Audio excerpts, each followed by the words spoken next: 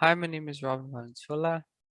For today's persuasive speech topic, I will be doing um, scam mechanics. So I hope you guys enjoy. Imagine you're having a big trip coming up. You're making plans, you're getting your bags ready, you're scheduling your days off, and then when you go do your car maintenance just to go check if everything is running normally, you notice your car starts to act funky. You turn it on and steam blows everywhere. There's liquid everywhere. It's leaking from places you didn't even know it could leak from. You're freaking out. You're panicking. You don't know what to do. You take it to the closest auto shop nearby. That's what anyone else would do. But the second you tell them the problem, they're like, water pump. That's causing the issues. You're like, wow, okay. Seemingly impressed that they deduced the issue so quickly. And then they say only cash. It's a little edge. It's a little suspicious, but you pay anyways. You take it home, and on the day of your trip, in full confidence, you start up the car, and steam goes everywhere again. It's leaking again. You're mad. You're fuming. How could this have happened? I literally just paid to get this fixed. This is what you would call a scam mechanic. So, knowing how to identify scam mechanics can be really important when it comes to safety, satisfaction, and overall finance because anyone who has taken a car to a shop knows how expensive a auto repair can be. In California alone, according to the DCA, which is the Department of Consumer Affairs, there was 14,592 new cases reported of scams from 2019 to 2020. This is just a small number of reported scams compared to the much larger unreported amounts of scams. And I'm pretty sure most of us have either been scammed or know someone who has been scammed before. Even if they're just overcharging you or it's a botched job, these fall into the scam categories because the problem wasn't fixed and you had to go back. So, scam mechanics should be held accountable or at least avoided. First, we have to understand why these mechanics are so damaging, not only to you as a consumer, but to a mechanic's reputation as a whole. Second, I'll explain why these types of scams. Second, I will explain why these types of scams occur to begin with. And the third main point, I will teach you how to spot a scam mechanic and what you can do to be better informed and prepared before going to the shop. Now, why are we talking about scam mechanics again? Scam mechanics are a huge problem. They take advantage of uninformed people and decided to make a profit out of them. Even if it's an overcharge, high price point, or just a botched job to begin with. Going to a shop for the most part will be expensive in general. When you go to a shop, you're paying for the time, labor, and resources, but sometimes it can get a little too high. The labor is usually set at a standard wage, and depending on the job and how long it takes, the wage can be um, subject to change, and resources will be charged, such as, for example, if they have a subscription-based program they use to fix your car, such as Rio Honda does with Mitchell On Demand and All Data.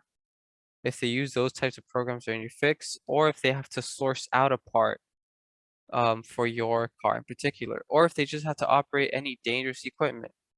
There could be other factors impacting price point, such as having a source a part for your car that has to be shipped overseas, such as many German, Japanese, and European cars do. Now, now that we have an understanding about pricing, what does an overcharged job look like? According to Scotty Kilmer, who is a popular online mechanic with over 50 years of experience and is now currently an independent freelance mechanic, made a YouTube video on how to spot a scam mechanic. He has a customer of his go up to him and they ask him, is $325 a reasonable price point for an ECU reset? which is essentially just restarting the car's computer. He does a bit of investigation and cross-references between multiple shops and dealers. The dealership told him it'd be $125 to do an ECU reset, which is $200 less than what the other shop was charging him. An ECU reset, just so that we have a better understanding, you would have to pay for a program to get the data and pay for maybe computers and a terminal to be able to access that data, which realistically speaking isn't necessarily that expensive.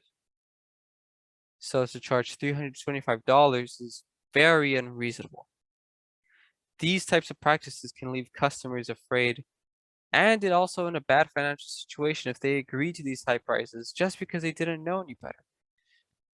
My family, for example, constantly took my truck to the shop over and over and over and over again simply because the one issue that we had with his truck never went away.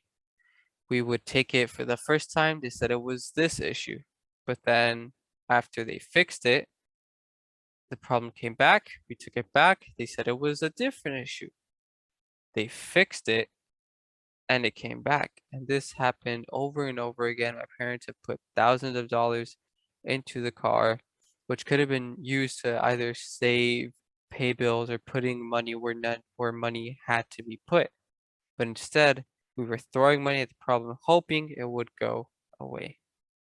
And it didn't. A similar experience would be when a woman went to a Jiffy Lube store for a simple oil change and mechanic tried to scam her out $1,500. She got lucky because she understood what was going on because both her brother and her father were mechanics, so she knew how to avoid the situation. But what do you do if you have fallen for a scam?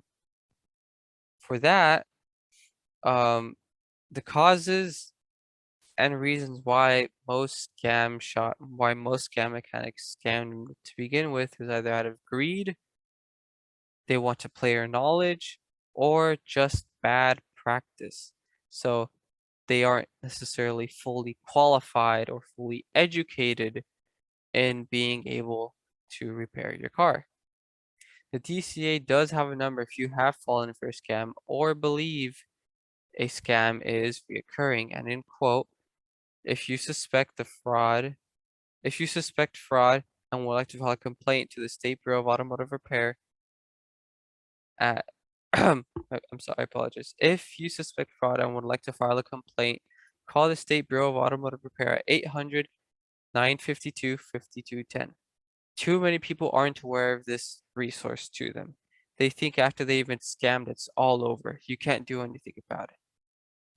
But you can do multiple things about it. After you launch that complaint, if it gets really bad, you could potentially take them to small claims court and have the fee waived, or you could potentially earn up to $10,000 in compensation for what they have done to you. People who do bad practices like this need to be held accountable and held responsible for the damage done to the person. So, what can you do to be more informed the next time you take a car to the shop? According to McCarthy Auto Group, the first step in preventing car problems to begin with is doing regular maintenance. Many car problems stem from neglecting to do simple checkups, such as checking if your oil is clean, fluids are okay looking. Doing research about how to maintain your car will give you a much better idea about how your car works and what common problems would occur in your car. Another point is to cross-reference prices between multiple shops and dealers and see what quote they give you for a certain job. You should always ask for, and if you do take it to a set shop, always ask for your old parts back. This will force them to be much more careful with what they are doing. And if the shop gets mad at the request you made, they are most likely not to be trusted. Why? Because you are being aware of said bad practices. If you're asking for so many things, they're not going to want to comply with it because you are prepared. Lastly, if the mechanic that you go to does not mention an inspection or diagnostic in any situation, they cannot be trusted. An inspection and diagnostic is used to identify the problem of the car to begin with. You can't just throw new parts at a car and to expect the problem to be solved. In conclusion, scam mechanics have been plaguing communities and ruining the reputations of good mechanics by causing problems to customers and consumers of the said service. We are able to take action against them by reporting them to the Bureau of Automotive Repair or by taking them to small claims court. We can start to avoid scam mechanics so you can be better informed and hopefully not get robbed and scammed out of your money. By following these steps, we can hopefully start to hold scam mechanics responsible and make our communities better.